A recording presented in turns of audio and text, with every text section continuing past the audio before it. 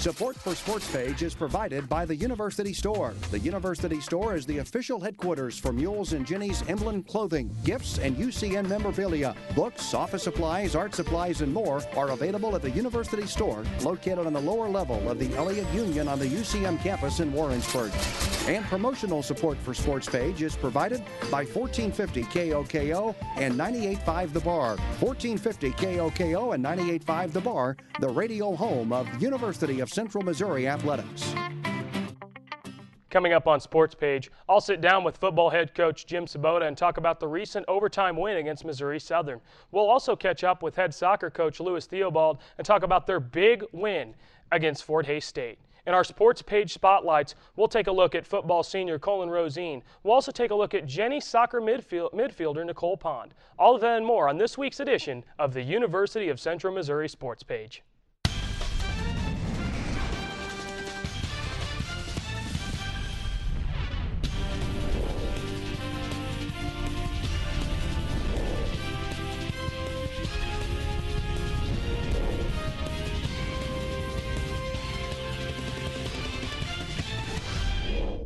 Welcome back to Sportspage here on KMOS-TV, Missouri PBS. I'm Alex Greenlee. Sabra Hepner has the highlights from the big overtime win against Missouri Southern this past weekend. Sabra, what happened? We're here in Joplin, Missouri, where the Mules face the Missouri Southern Lions. Let's take a look at the highlights. Central Missouri rallied from a 31-16 fourth quarter deficit to beat Missouri Southern 34-31 in overtime Saturday. Just minutes into the first quarter, the Lions scored a touchdown, claiming an early lead.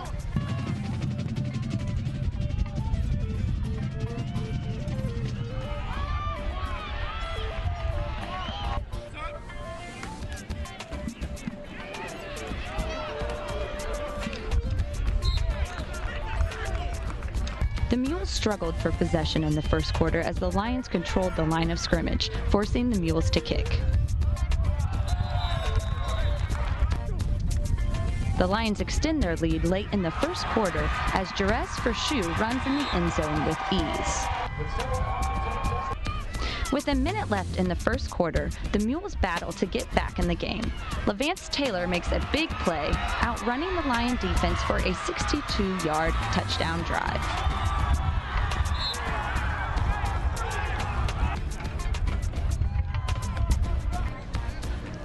Lion punter Kyle Jaske drops the ball in the second quarter and is tackled at his own 15, giving the Mules ideal field position.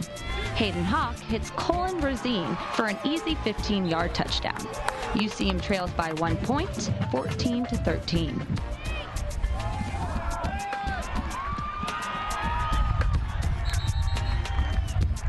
The Lions travel 50 yards in their next possession and end it with a 39-yard field goal by Brock Renken. The Mules regain the ball, but fall short when Hawk's pass was intercepted on 2nd and 13. Missouri Southern marches right down the field and gets a touchdown out of it.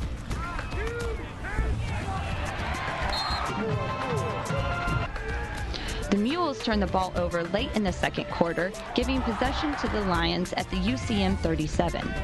The Mule defense held the Lions to a 52-yard field goal attempt that was no good.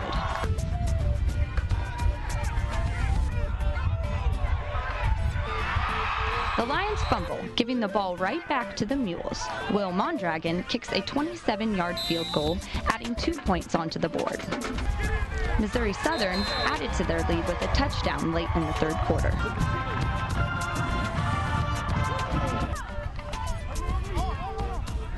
The Mules regain possession as Hawk scrambles down the field for a Mule touchdown.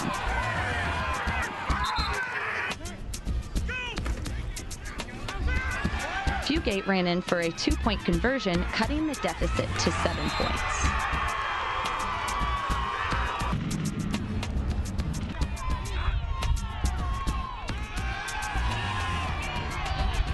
With 6:36 left in the game, the Mules take over at their own 37. Hawk hits Kyle Eccles for a touchdown to tie up the game, forcing the teams into overtime.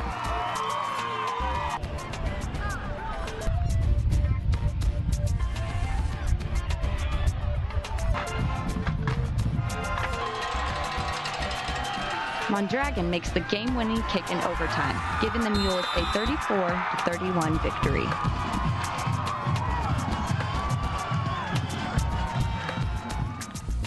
And as you can see there, Central Missouri getting the win in overtime against Missouri Southern.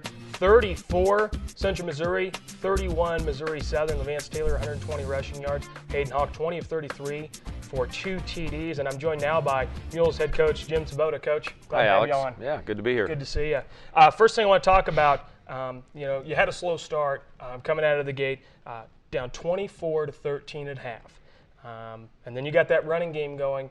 Going into the locker room, what are you guys thinking? I mean, the first quarter, you guys are down by 7. Second quarter, you guys are still down. But what are you thinking when you're going in? Well, we're actually down 14, which is what you don't want to do against a team like Missouri Southern, because that it plays right into their game plan. They want to shorten the game, run the football. They literally would wait for the play clock to go down to just a few seconds, and so it makes it very difficult when you go down by 2 scores. And our kids just hung in there. We made some plays in the first half. We only ran 16 or 17 plays on offense in the first half, and to get 13 points out of just that many plays was, we felt okay about that.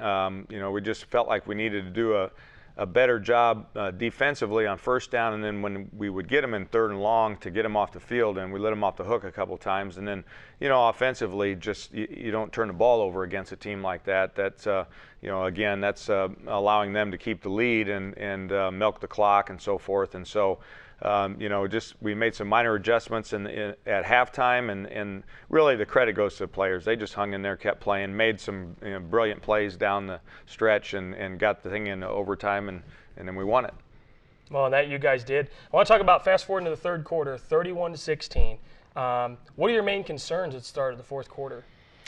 Well, again, we needed to get some stops on defense, and that was kind of the critical thing, to get the ball out of their hands. We felt like if we could get it, we felt confident in being able to move the ball, but we just weren't getting that many opportunities, and our defense really came alive down the stretch, and so everybody really pitched in. I mean, we had a bunch of different kids make plays.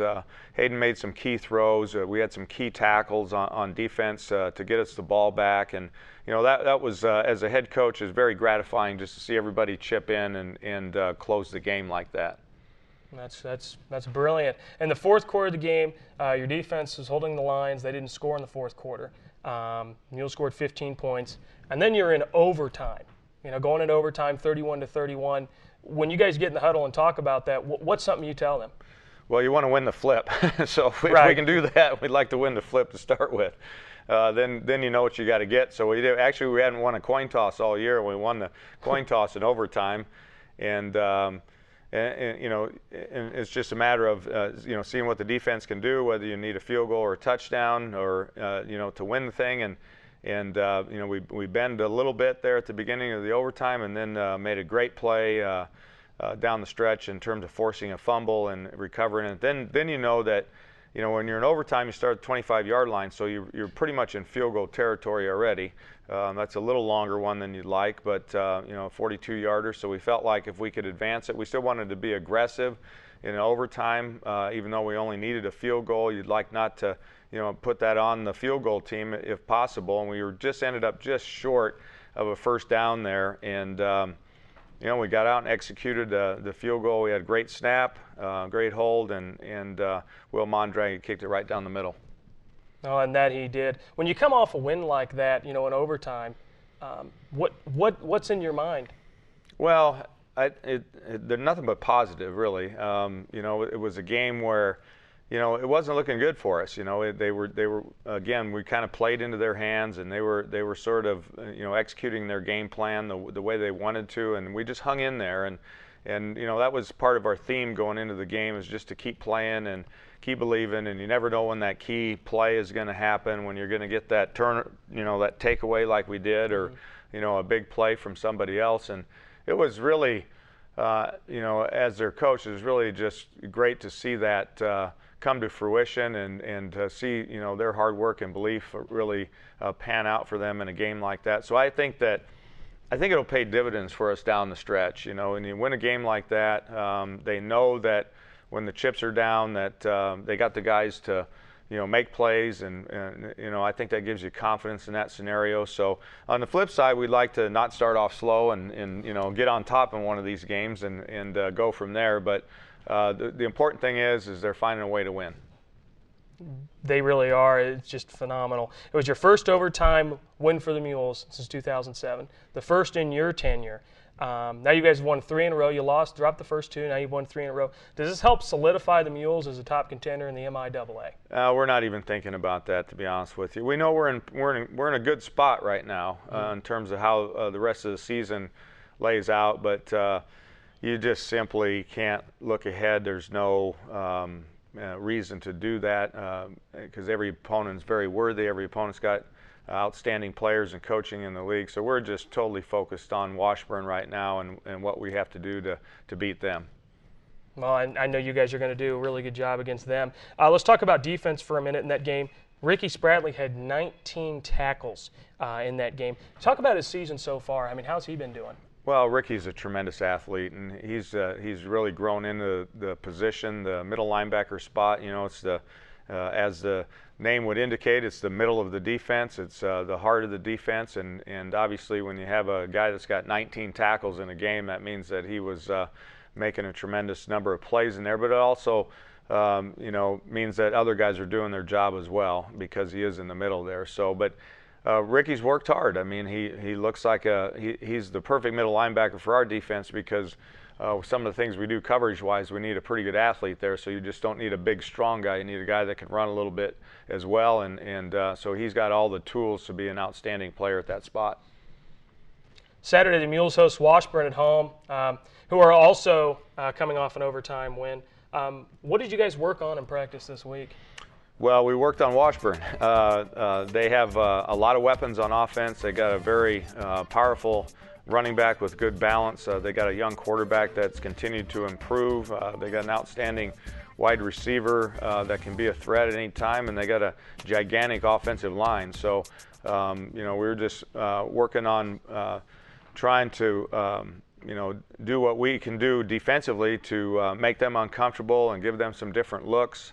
They do have good balance on offense, and that's another strength for them. But, defensively, we need to have a breakout game on defense. Our kids have really worked hard. I think they've gotten some good signs in the second half of these games, and now we'd like to come out swinging earlier in these games defensively and get some takeaways and so forth.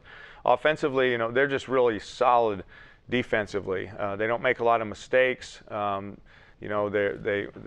do their blitzes and so forth strategically. But you can watch them and really tell that they're a well-coached defense and their kids play hard. And so what it forces you to do offensively is to be really consistent and to, have the ability to move the sticks down the field because, they're not going to typically give up a lot of big plays. Coach, they only average 19.2 points per game this season, with you guys averaging over 30. So hopefully that helps you guys out. Well, yeah, I mean, and it's still a little early to kind of compare scores and do some of those kinds of things. We try not to fall into that. We know they're legit. They played some good teams. All their games have really been close with the exception of one game. And everybody can have a game like that. And so we know that you don't have to spend much time on film to know that they're a legitimately good football team and that, we don't put too much into records right now. We're only one game apart the way it is, and we're going to put all our efforts into trying to beat this team. Who do you really spotlight on this team as being an offensive threat to you guys? Well, the beauty of what we do is we spread the ball around. I mean, I think almost every game we've had 8 or 9 kids catch balls. We're rotating Levance a little bit, but clearly, Levance has been our big play guy so far, and our offensive line has done an outstanding job blocking as well, and to create one of the top rushers in the country, and so we take some pride in that. But we also take pride in the fact that we have a lot of unselfish kids on offense, and they don't really care who gets the credit. And the beauty of it is it could be that guy on the next play. You just never know. Right. When you guys do spread the offense, and you watch you guys, win the last few games, just totally rocking it on that front. I want to talk about Cullen Rosine. We're doing a spotlight on him. What have you seen from him this season that's really making him stand out? Well, Cullen has really more of a basketball background, and so you know, the blocking thing is something that really isn't natural for most kids, and they really have to work on. And so he's brought that element of his game to the next level. He spent a lot of time in the weight room, and you know, he's a physically imposing guy. He's 6'6", about 255 pounds, and so he's you know, that's been the part of his game that he's made the most improvement, and he still has his fine ball skills, and he's still a weapon in terms of a matchup for the defense. All right, well, Coach, you got anything else to talk about here about this upcoming game against the Ichabods? We're just excited about the position we're in, proud of the kids. We've had a good week of practice, and we're looking forward to another beautiful day in Warrensburg to play football. Yeah, well, Coach, appreciate having you on. Thank you. Awesome. Coming up next, we're going to talk about Cullen Rosine and the Spotlight. Stay tuned and don't go away.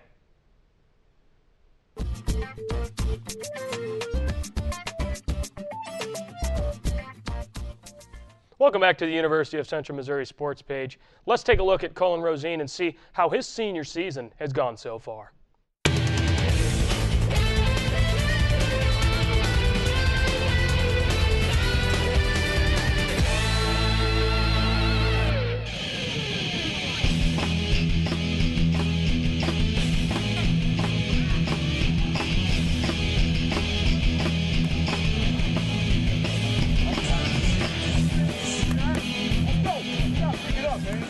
I grew up in Nomnosser, Missouri, which is 10 miles away, and I grew up watching all sorts of Mules sports, football, basketball, baseball. So when I was getting recruited, it was kind of an easy choice. I got a scholarship to play basketball, actually, and I took it as soon as they called. So. Playing under Coach Svoboda, it's a lot of fun. It's up-tempo. We throw the ball, run the ball, and kind of asked to do, at the tight end position, you're asked to do a lot of different things, and just out there try to do my job. When my number gets called, I try to make a play. So, I mean, it's a lot of fun playing for them. We have an up-tempo style, and we try to put a lot of points on the board. Coach Wright, my position coach, is his first year here, and is starting off. He's a different type of coach of what we had. He's a real big run blocker. Knows a lot of the techniques that I haven't really ever been introduced to before. So having him around has really improved my run blocking game and my blocking game in general. And he's helped me, I mean, a lot, and I can't praise him enough from where he's taken my game, and helped me get my game to the next level. Most of the players, we all hang out together. I mean, there's certain groups that hang out with each other more than others, but as a football player, I think all my best friends at school are football players. We all hang out together. We have to practice together multiple hours a day, so when we get done practicing, it's just natural to hang out with each other. And we're a real close group of friends and almost like family. So. Typical day of practice. 2:15 we have meetings, so we'll watch film, go over new plays, go over old plays, watch opponents' film, then that's probably an hour and a half. Come out to practice, we get warmed up, and after we warm up, all of our drills pretty much happen back to back to back. So it's a pretty up-tempo practice, and just a lot of running against the scouts, a lot of running our new plays, just trying to get everything down for the week to come. I have a bachelor's degree in safety management. I'm currently working on my master's in industrial hygiene. I'm actually taking 3 online classes right now, so a lot of my time is spent at my desk reading, writing papers, and stuff like that. I guess my favorite pastime right now would be riding a motorcycle. I like just getting out there, and it's another, I guess, kind of relaxing thing. You don't have to work too hard to do it, so it's kind of easy going, just ride around Warrensburg now, wherever it happens to be, like riding a motorcycle. My family's been a huge, I guess, contributor to my success in athletics and life in general. I was the youngest of 3 brothers, and just my older brothers always played sports, so growing up, that's what I wanted to do. And I think I had an advantage being the youngest brother, always playing against that better competition. And my parents come make 95% of my games from, as long as I can remember. So my parents are always there for me. My brother tries to make as many games as he can. So, my family's huge. I love having all my family close and love having them all come to the games. Being selected captain was a huge honor because it was selected by my teammates and my peers. So, it means a lot to me that they look up to me in that way, and they expect a lot out of me. And I guess my role as a captain is I always have to work hard and keep everybody else working hard and keep people playing at their peak.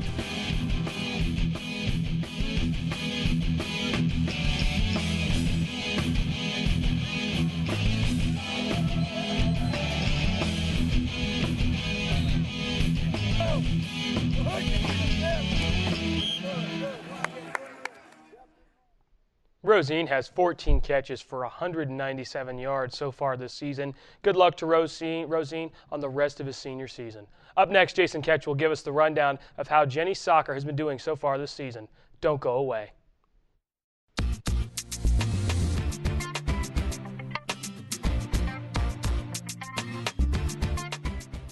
Welcome back to Sports Page. I'm Jason Ketz. Before we talk to UCM head soccer coach Lewis Theobald, let's take a look back at results from this past week.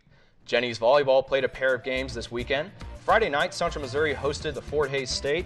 After taking set 1 easily, the Jennies found themselves down 19-17 in set 2 before going on a 9-0 run to eventually win the set. The third set was just as close, but Central wins the match in straight sets. Annie Riley tied the program's single match record for serving aces in a match with 8. This is the second time she has tied this record this season. UCM was back in action Saturday against number 5 ranked Nebraska Kearney. The Loafers took the first set of the match, but the Jennies would fight back to win the next 3 sets and win the match. Led by Carly Soika's 21 kills and 13 digs, UCM improves to 7-1 in MIAA play, 10-6 overall. Jennies golf traveled to Edmond this past week for the Central Oklahoma Classic. After Monday's opening round 317, UCM found themselves in a tie for 8th place. Central Missouri shot a final round 323, which was good enough for 10th place. Sophomore Kelly Welker was the top finisher for the Jennies at 10 over par. That's all for results from this past week, and I am now joined by Jennies head soccer coach Lewis Theobald. Coach, thanks for taking some time to come in. Thanks for having me. All righty, Coach. And going into your game against Nebraska Kearney, you're 7-0-1 in overall and 4-0 in MIAA play. Just talk about real quickly just that game for you. Being at home is a big advantage for us, and so going into that game and knowing we're going to be on a stretch of games at home, we really wanted to start on the right foot. And having Kearney come in and knowing their coach and how hard they're going to play, it was really just for us to set the tempo and dictate how the game went. But for us, it was a good result and something to build on for the next few games. You go on to win the game 3-0, as we see there. And Coach, talking about some of the injuries that you've had, you say you have 4 starters out from last season. Just talk about the resiliency your team has shown so far this season. Yeah, it's been, it's a great group. Again, we're lucky that we were able to recruit the people we recruit. They have great character, and so every time someone's gone down, someone else has stepped up, and we've changed some things on the field and our shape and the way we line up based on those injuries. And it's kind of like next man up kind of philosophy, and our players have battled and fought to be not just winning games, but trying to implement a really good style of play. So, they've been really resilient, like you said, and they've battled and fought, but we've got a long way to go still, so we have to keep that mentality, but I feel really good about where we're at. Coach Leopold's Jennies hosted Fort Hays State on Sunday at the South Recreation Complex. KMOS-TV's Brianna Blocker has more. I'm Brianna Blocker, and I'm here at the South Recreation Center in Warrensburg, Missouri, where the Central Missouri Jennies face off the Fort Hays Tigers. Let's take a look at those highlights. The Jennies came out strong Sunday against Fort Hays. Here we have number 16, Hannah Pyle, displaying her footwork, dribbling past her opponents. However, Fort Hays didn't allow the Jennies to get by so easily.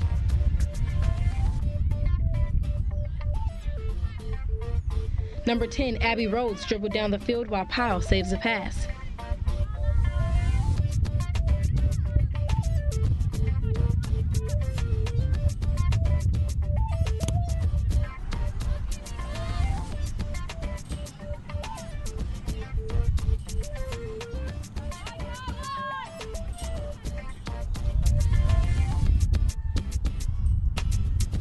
With 10 minutes left in the half, Powell broke the scoreless tie, cleaning up a loose ball in front of the Tigers' net, collecting her 3rd goal of the season.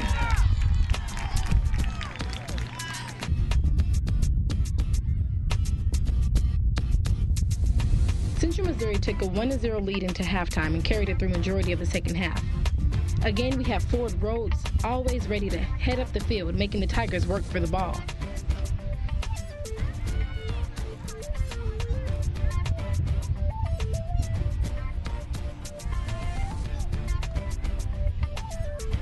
Though good on defense, the Jennies always manage to keep the ball close to the opponent's goal. Here the two teams fight back and forth for the ball, while Fort Hays get control for 2 passes. The Jennies manage to swoop in for the steal. Number 20 freshman midfield Bailey Boykin attempts a kick, but the Tigers goalie was 1 step ahead.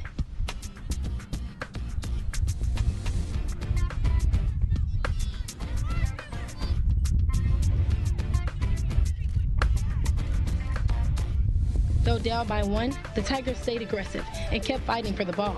However, the Jennies were always there.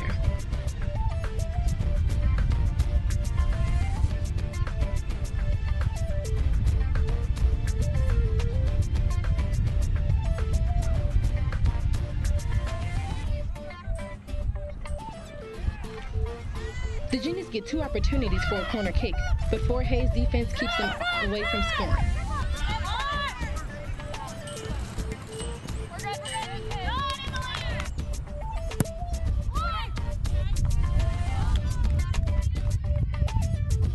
Here we have a smooth kick from Emily Franchett to Emily Eldridge, who manages to get it up the field. Before the end of the game, Fort Hays made a comeback, taking a free kick from Mallory Diedrich and beat UCM's goalkeeper from about 20 feet out from the center of the box, putting the game into overtime.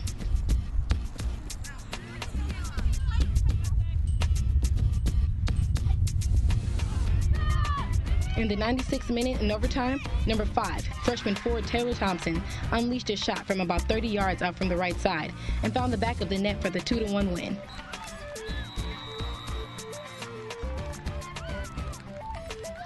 I'm here with freshman midfield Taylor Thompson. How does it feel being that you scored your first goal of the season as well as a winning goal? It feels great. It was honestly kind of stressing me out all year not scoring that goal, but getting it now and keeping us first in our conference is really awesome. It's a good feeling. You girls were really aggressive out there. How often does the game get physical? Oh, every game. Every game is a physical game. You just got to stay physical, keep working hard. And the dribbling skills were amazing on your team. Tell me a bit about the training you guys go through. We go through really intense training, 90 minutes training, just keep going. We do a lot of dribbling and foot skill stuff, so yeah. Fort Hays made a comeback minutes away from the end of the game. What were your emotions knowing you may have to go into overtime? Honestly wasn't very happy. We should have finished them out early, but they played good. They played probably with a little more intensity than we did, and thank God we came out in overtime, and I think we outworked them in overtime, and we wanted it more because it's our home field. Thank you so much for being here with us today. Thank you. I'm Brianna Blocker reporting for Sportspage. And wanting it more they did, as you see there. UCM pulls out the overtime victory over Fort Hays State, 2-1. Taylor Thompson scoring her first career goal as a Jenny, was named MIAA Offensive Player of the Week after that. Coach, just talk about how big that performance was from Thompson. Getting the win is big. Keeps us, on top of the league standings, which is really, really important. And so for her, she's been so important to us, and she's been complaining all week, last week, about not scoring. So I'm glad she saved it for the big moment. And she definitely deserved that award because it's not just a goal, it was a really special goal. She's one of the most technically clean kids from a skill standpoint. So when she struck a ball with her left foot, which is her non-dominant foot, that accurately, that hard, from that range, that's a pretty special goal. That's one of the best goals I've seen in my years here, my 8 years. That ranks up there as one of the best. There's one other that's similar that was close, but that in the moment, as important as it was in that moment, to score by a really special player. Just sneaking it right past the goaltender in the top left corner there, Coach. Mm-hmm. Talking about just the amount of freshmen you're playing and sophomores you're playing, talk about some of the leadership that's on this team. You know, I think it starts with our captains. We have 2 junior captains, Nicole Pond and Julie Ireland, and they set the tone for us. So, you know, being captains, they've been around, they kind of know how it's supposed to work, but there's so many young players and so many different personalities to incorporate in the year. A lot of the responsibility fell to those 2 players, Nicole and Julie. They've done a great job. And so not only worrying about themselves, but worrying about all those young players to make sure the adjustment's going okay. I couldn't be more pleased with their leadership. They're different people and they lead in different ways, but they've done a good job. And then, you know, I think we've had a couple sophomores. I think Hannah Pyle and Abby Rhodes have done a really good job, you know, being in the residence hall with the freshmen, and really their personalities allow them to be good leaders as well. Talk about now you have 7 straight wins. Just talk about this impressive run and how your team's been able to just respond to resiliency. You know, I think it's staying in the moment and staying in the process of getting better. So not looking ahead and just, you know, as each game comes, playing that game and then reevaluating what we need to do to get better. And they've done a really good job. And it's in this last part of the season when championships are won. So as nice as it is to be where we're at, it doesn't mean a lot if we don't finish. So, but they've done a great job, and you know, we've had to overcome some adversity and some challenges, but that's what should bring the group together, is the adversity and the challenge of being the best team we can be. So, you know, 7 in a row is great, but you know, you want 8 now, and then you eventually, hopefully we want 9. So, but then, you know, if it doesn't happen, it doesn't happen. We'll just reload and go again. Thompson is a big star for you right now. Is there anybody else that's kind of under the radar that you think by the end of this season their names will be recognized?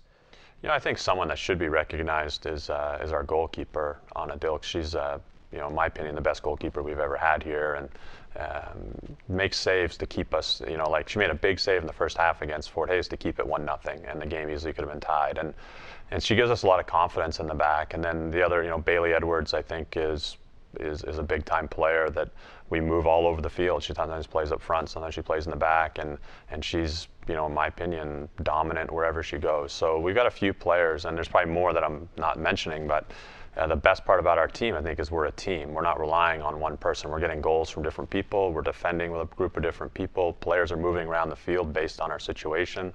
It's one of the most balanced teams that I've had, even though we're young. And talk about now, you know, just coming off of a huge win like that.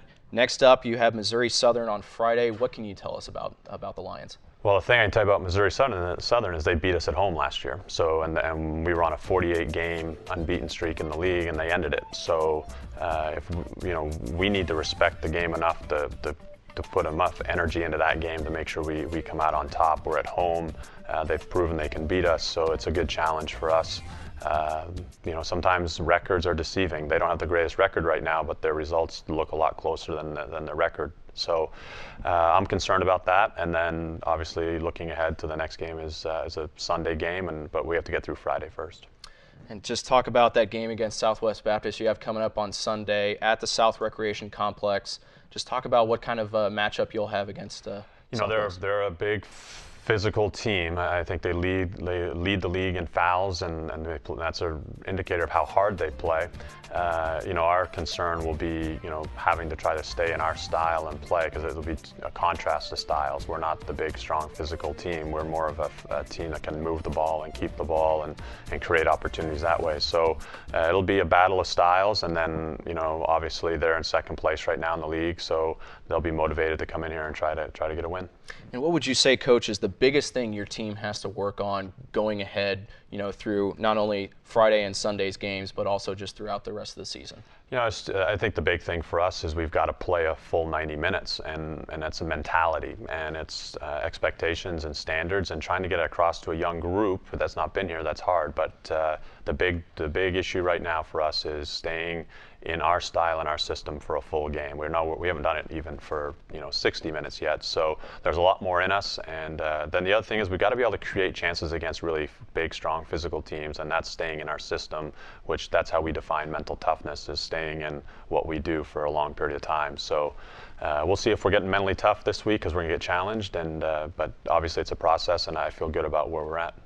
And looking ahead now, you know, you have this impressive streak right now. What would you say is the biggest key to why you guys have been so successful? I just think on any given night, different players are stepping up and contributing. So when we need a play, when someone needs to make a play, it's somebody different each night. And there's no way you can really key in on one or two players or a certain area of the field. I think we're really balanced. And so we're pretty talented. We're not experienced, but we're talented. And I think the kids are playing for each other, which is really important at this point. They don't really care who's getting the credit as long as we're winning games. And so team chemistry is important, and then just having a balanced team is really important at this point. And what does this just say about you being able to recruit now for the upcoming seasons, just being able to go on this streak like that with as young talent as you have? You know, I think we've been able to recruit well for a few years, and you know, it's not just the soccer; it's everything. It's the school, it's the environment that they're in daily on campus, and I feel, you know, when we bring someone in on campus on a visit, and we can say we have a good soccer program, they're also going to have a great experience on campus. So it's the full package, and it's really fun to be here.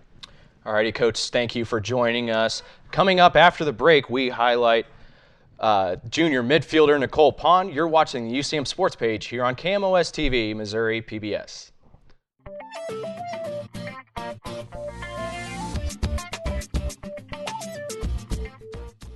As a sophomore last season, midfielder Nicole started 18 games for the Jennies. She scored 3 goals and added 3 assists. Here's more on the peculiar Missouri native.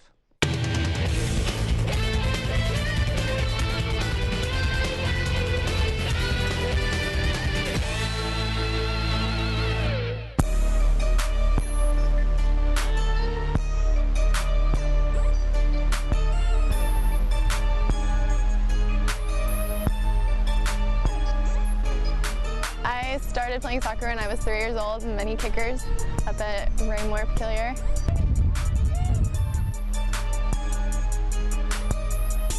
My parents told me that I could be anything I wanted to be, but soccer was the only thing I was good at. I played t-ball and slow pitch and basketball, and I was horrible at all those.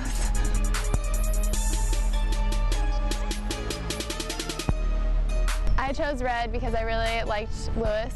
I also really liked Coach Cullen when I came for my official visit. He just was so welcoming, and his spirits were just amazing, and he just really got me excited to be here and to be a part of this family.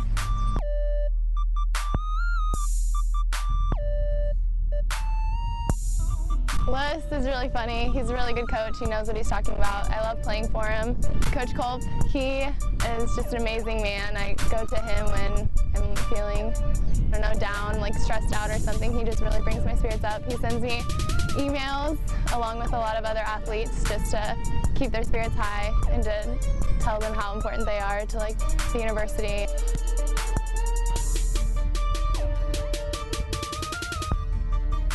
The team is really close this year. I guess it's because we only have we have 2 seniors, but everyone's just very close in age, so we get along great.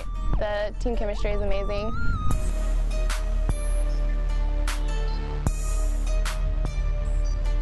The team's doing really good this year. We've tied 1 game and won all of our other ones. We haven't lost one yet. We're doing really good, and our coach is really proud of where we're at.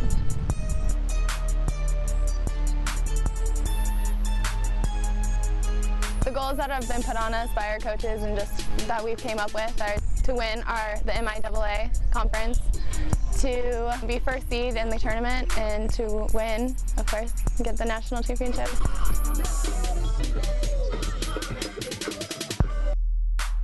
I think our team's doing really well at using our forwards, working it up the middle and just from the outsides too.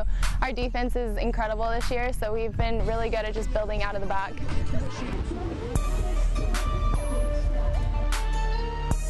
I think I've improved on just being a leader. I'm talking more and being more of a captain, taking that captain role, I guess.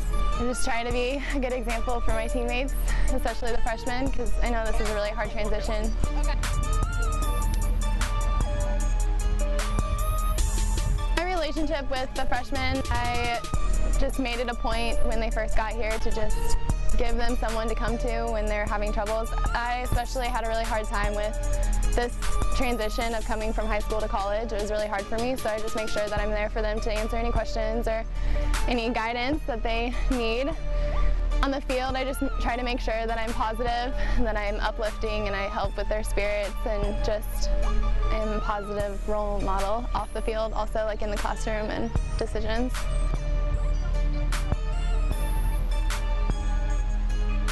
Personal goals, I just try to be a positive role model for my teammates, and I always look to God to play my hardest because I want to play with the gifts that He's blessed me with. I want to use that. And I just look to Him when I'm having like a hard time, and just so that I can be a positive role model. A typical day of practice is very intense for me. I get it, and when I'm in the locker room, I just kind of act like it's a game. Like I just get focused. Then I come out here, but I also just try to enjoy the sport that I love, and that I've been so blessed to be able to play at this high level.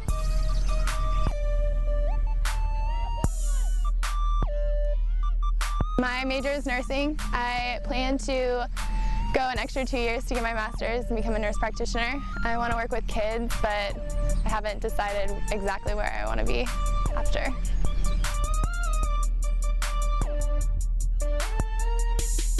I just want to thank Lewis for giving me the opportunity to play here.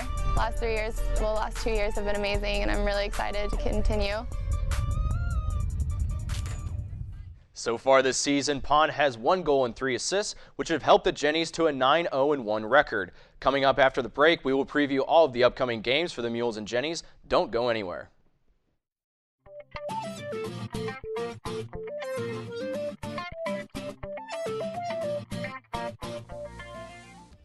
Welcome back to Sportspage here on KMOS-TV, Missouri PBS. Jason, let's talk about what's gone on so far this past week in sports. Volleyball, football, soccer, they all won 2 overtime games in that soccer game, and then Coach Svoboda getting his first overtime win.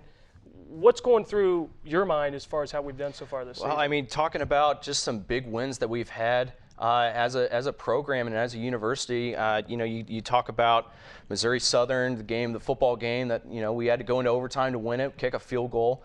That's our first overtime win. That's Coach Svoboda's first overtime win on the road as a coach here.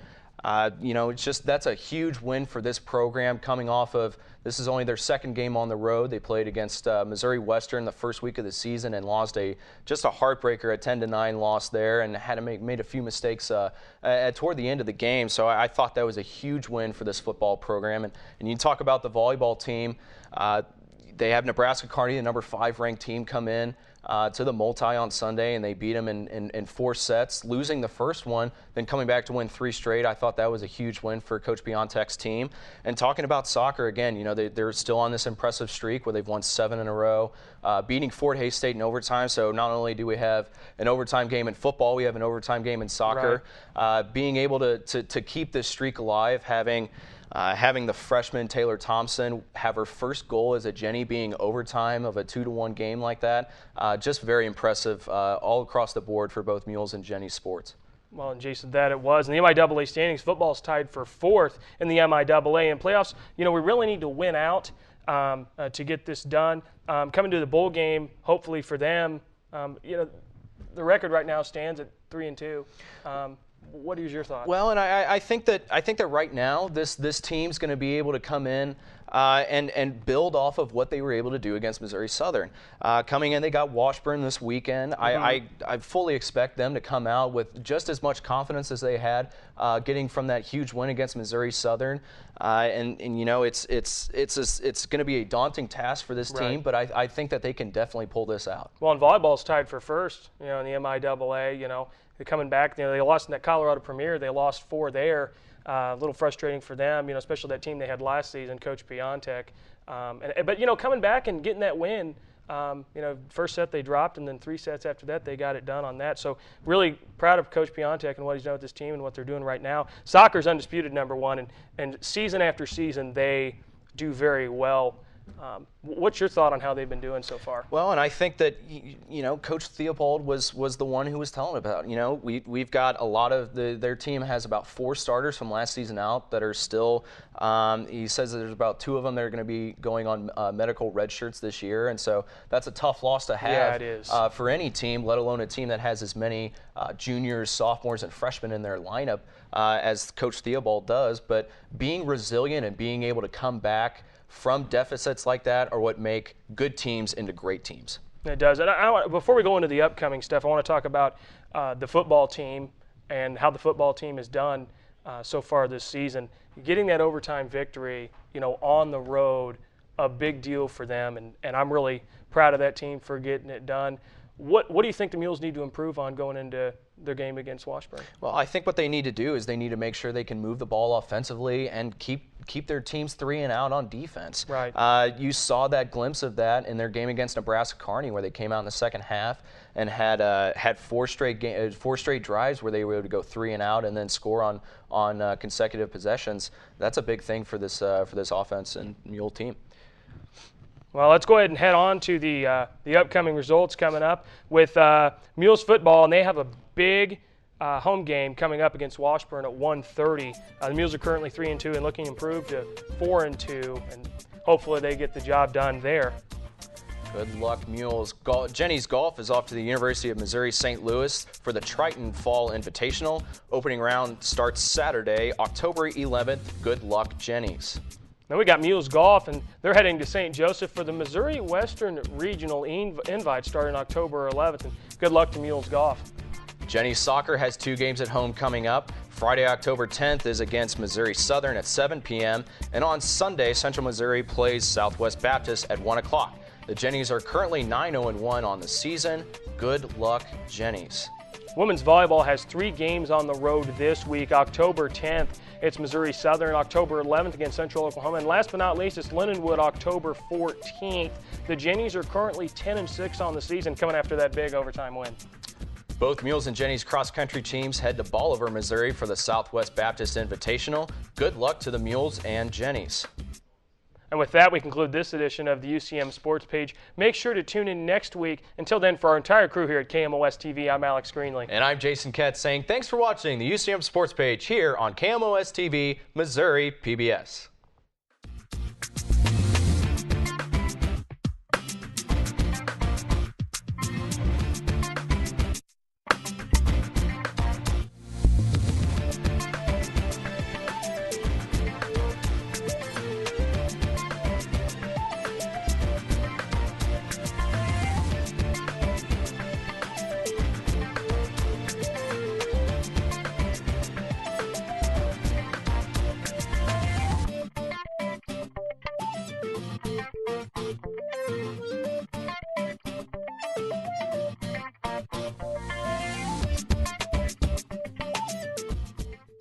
Support for Sportspage is provided by Union Station, Crossroads to Technology, a one-stop shopping source for technology needs, campus-compatible computers, software for Mac and PCs, and much more. Located on campus on the lower floor of the Elliott Union in Warrensburg. Union Station, Crossroads to Technology.